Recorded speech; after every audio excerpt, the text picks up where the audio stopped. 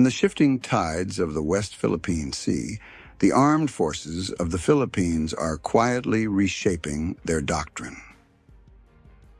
For decades, the Philippine Army was a counter-insurgency force, trained to fight rebels in the jungles of Mindanao rather than guard distant coastlines.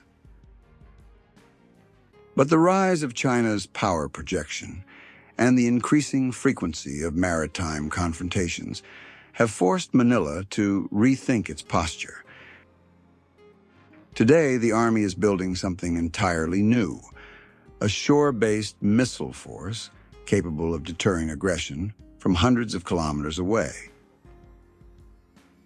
What was once a defensive backwater is turning into one of Southeast Asia's most ambitious modernization stories.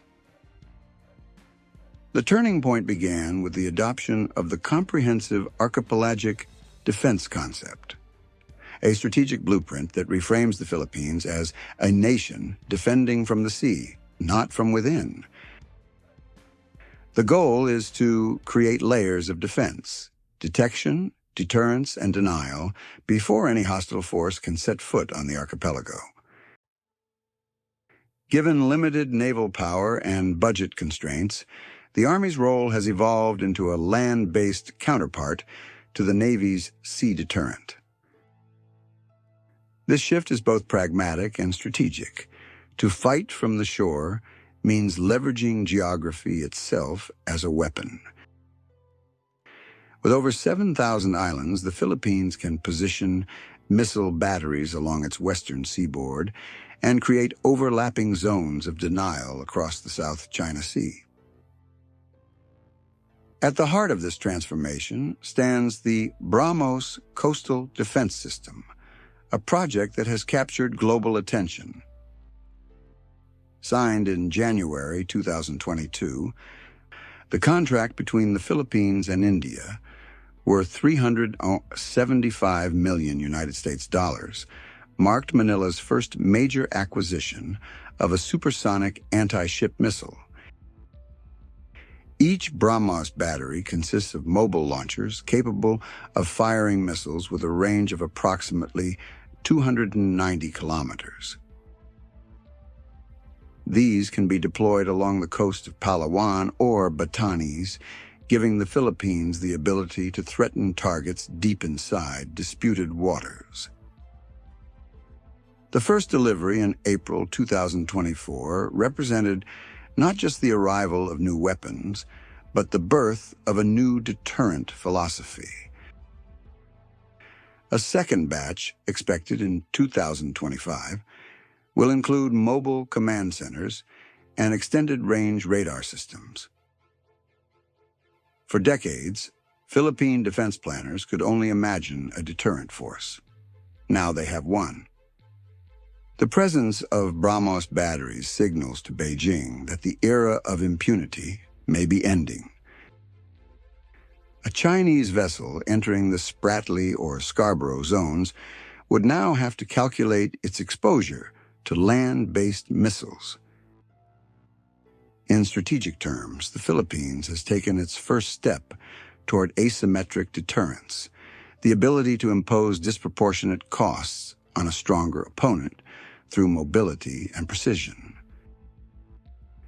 But BrahMos is only the beginning. The next major development came through cooperation with the United States. The temporary deployment of the Typhon mid-range capability system during the Balakatan exercise on Luzon. Typhon, capable of launching both Tomahawk cruise missiles and Standard Missile-6 interceptors, represents a leap in range and sophistication. According to the Wall Street Journal, its presence triggered sharp warnings from Beijing, which labeled the move extremely irresponsible. Yet this episode revealed something more important. For the first time, the Philippine Army directly observed how an integrated long-range missile system operates, its logistics, targeting, and command structures. These lessons are invaluable as Manila considers forming its own long-range fires command under Horizon 3 of the modernization plan.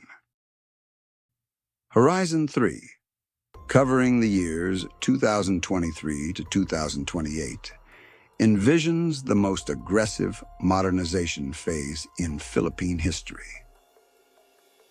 The total defense spending under the Department of National Defense for fiscal year 2025 is projected at 271.9 billion pesos, or roughly 4.6 billion United States dollars, with the Army receiving about half.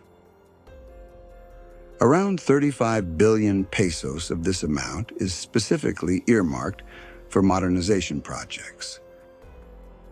Though lower than expected, it reflects the government's determination to continue expanding land-based deterrence, even amid economic pressures. Beyond BrahMos and Typhon, Manila is evaluating additional systems to broaden its ground-based firepower. The multi-launch rocket system program, for instance, considers the Korean K-239 Chunmoo and the Israeli Elbit Pulse. Both offer a flexible platform for firing precision rockets or tactical missiles at ranges of up to 150 kilometers.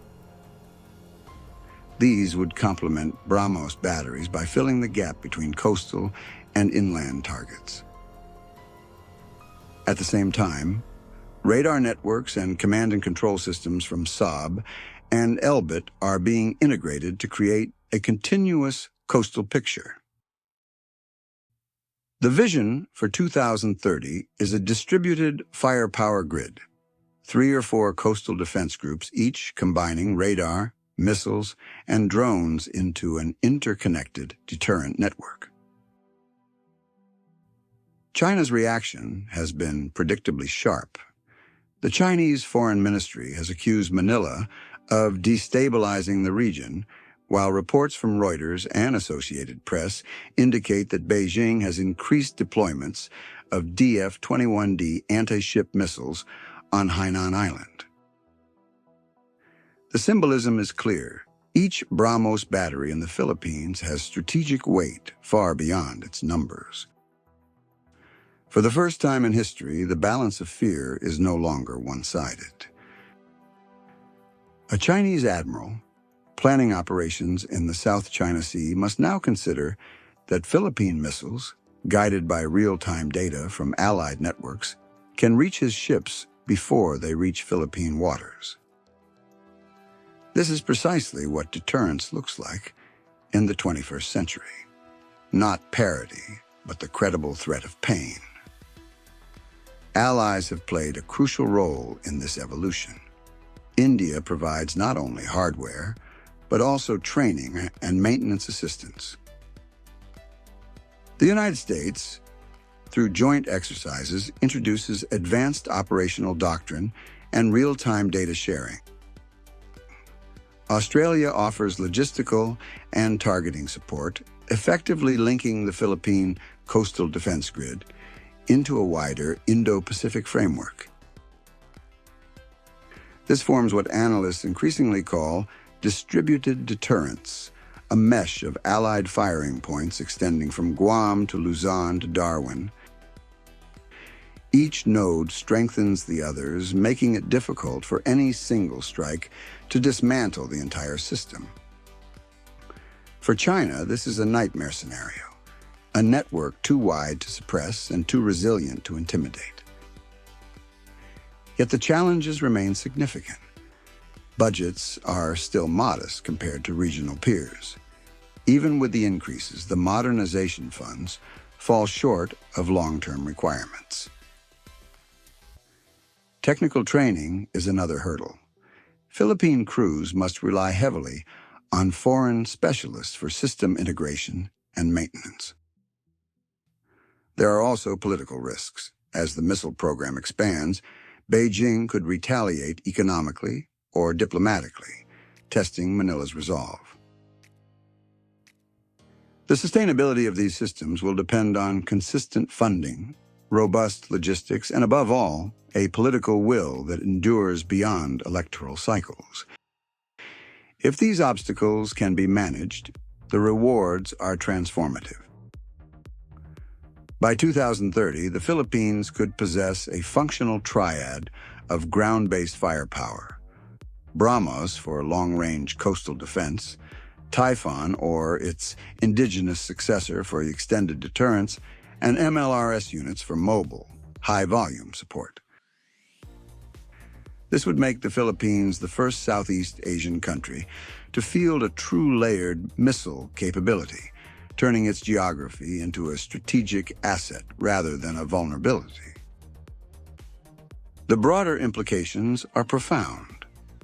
The ability to contest the maritime approaches of the South China Sea shifts the regional balance and strengthens collective deterrence across the Indo-Pacific.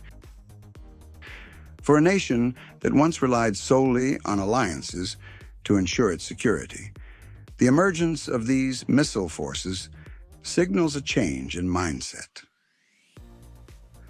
Manila is no longer a passive actor. It is becoming a contributor to regional stability through credible strength. From Palawan to Luzon, from the BrahMos batteries to the radar sites watching the horizon, the message is unmistakable. The Philippines is no longer defenseless. From the shore, Manila now speaks the language of deterrence. If you believe this transformation marks the beginning of a new era in Southeast Asian defense, share your thoughts below, subscribe, and stay with us as we continue to follow how a once humble army learns to project power in the shadow of giants.